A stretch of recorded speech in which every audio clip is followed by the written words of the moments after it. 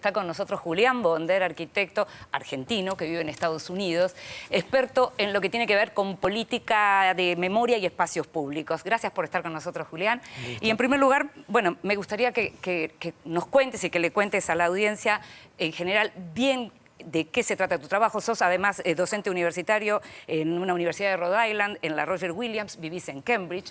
De Estados Unidos vamos a hablar después.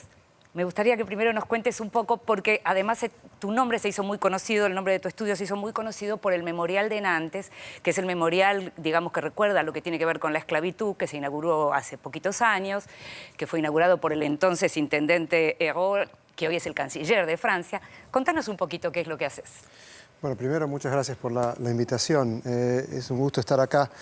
Uno de los temas que a mí me interesa, que lo veo muy reflejado en lo que han hablado hasta ahora en el programa, es de qué manera, digamos, nuestras sociedades trabajan o se encuentran con lugares significativos. Y lugares significativos en sus propias vidas, en sus vidas individuales, en sus lugares de trabajo, en sus lugares de educación, en sus plazas, en los lugares públicos que tienen. Y de alguna manera, ¿cómo entendemos que el acontecer cotidiano en nuestra vida siempre tiene que ver con los espacios que habitamos? Y estos espacios están imbuidos de memoria, digamos.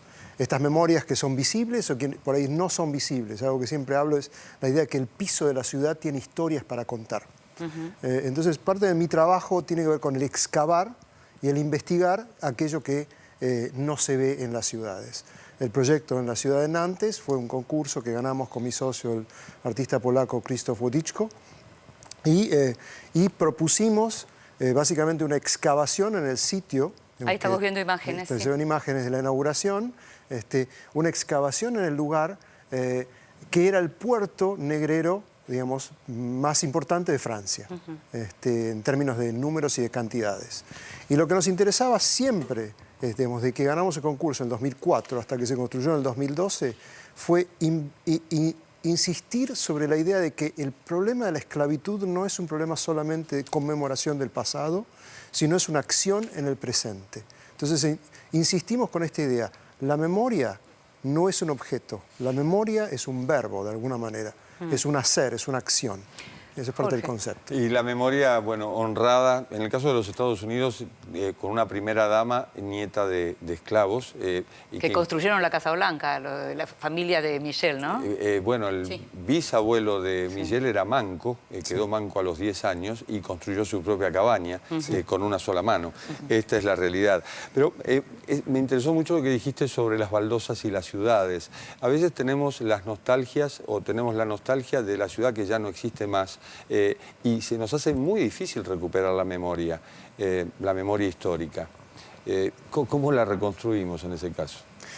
Yo creo que hay partes, digamos, en todas ciudades hay, si se quiere, historias escondidas, historias no visibles, historias que tienen acceso y otras que no.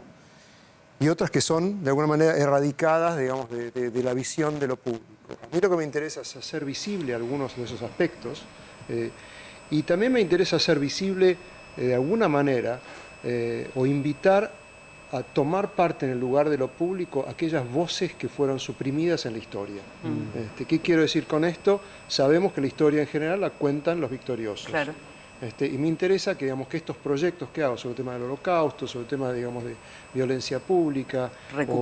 Recuperar esas voces, no hablando por ellos, porque creo que no tenemos de alguna manera el derecho de hablar por víctimas, sino tratar de interrumpir nuestro presente para escuchar esas voces.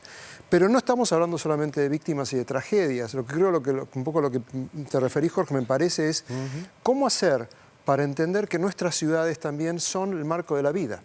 Y el marco de la vida es la vida cotidiana, es el almacén que estaba en la esquina y los olores de la casa de mi abuela y es la panadería que ya no está. Bueno, creo que hay que hacer un trabajo para poder expandir el significado de la palabra memoria o reexpandirla para que pueda volver a cobrar, digamos, ese tipo de lugar en lo público. Antes de que te pregunte, Natalia, quería preguntarte qué pensás de los memoriales en donde las cosas quedan como estaban. Por ejemplo, en Birkenau, en Auschwitz, o por ejemplo, en Hiroshima, con el tema del reloj. ¿Qué pensás de eso? Yo creo que hay sitios en los cuales ciertos acontecimientos mundiales han acontecido, digamos, que se han marcado por esos momentos muy violentos y muy especiales. Creo que está bien que se mantengan, digamos, de esa manera.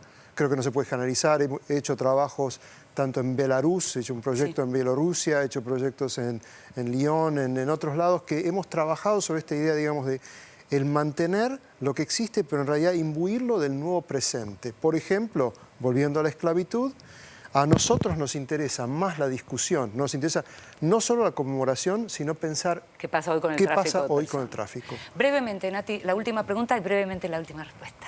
¿Para qué sirven los memoriales, Julián? ¿Para reparar el sentimiento de las víctimas? ¿Para educar? Por ejemplo, yo no conocía el Parque de la Ciudad, lo conocí ¿El de la memoria? el Parque, Parque de la Memoria de la Ciudad. Sí. Que está focalizado en derechos humanos y que cobró vida en los últimos años porque antes íbamos a otros. Y me pareció conmovedor, pero no sé para qué sirven. Yo creo que primero tiene que ver con que existen culturas. Digamos. Primero, creo que no existe vida sin memoria. Digamos. Creo que no existe vida sin memoria. Somos memoria. No como decía Funes, que recordamos todo, pero la memoria es selectiva.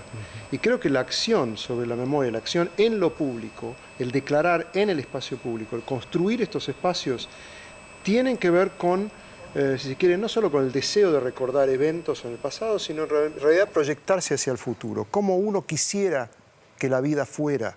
Entonces, el recordar la lucha por derechos humanos es algo que tiene que mantenerse no solo recordando el pasado, sino qué pasa con derechos humanos hoy. El recordar la esclavitud, como decías, tiene que ver con eso. Por eso para mí estos memoriales son memoriales que trabajan, que tienen una acción en lo público, son pedagógicos, digamos, son emocionales, e invitan a la discusión y a la reflexión. Pero tiene que ser política de Estado destacarlos, es porque totalmente estaba político. desaparecido ese memorial. Es totalmente político. Este proyecto en Nantes es un proyecto de 400 metros de costa, es un proyecto político.